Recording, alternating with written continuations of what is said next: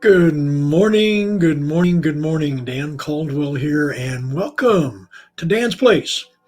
We're so glad that you're here, and thank you for taking time to join me today.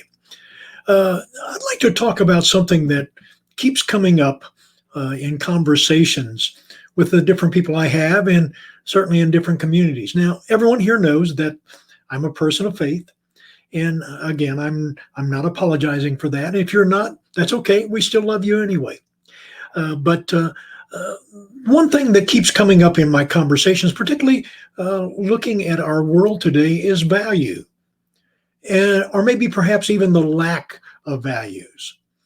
So let me just begin, if I can, this morning by just talking about and defining values. What what do you?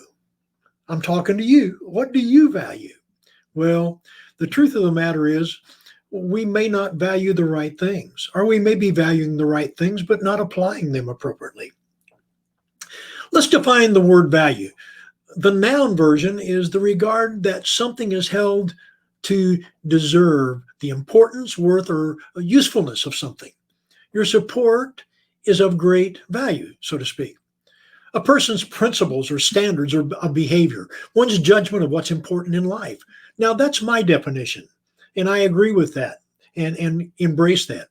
They internalize their parents' rules or values. And certainly, some of us that are older or more mature have embraced certain guidelines from our parents. Yet, the verb of the word value is about worth or value, and it's usually in a monetary way.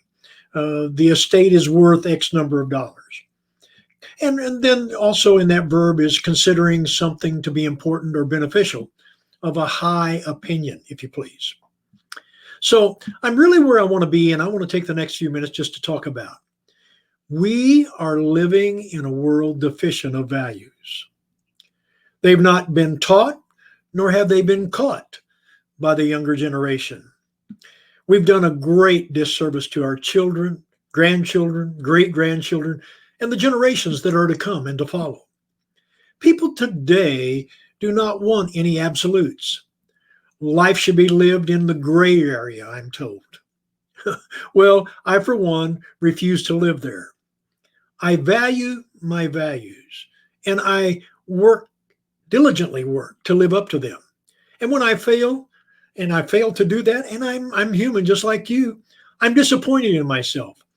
And it makes me feel bad.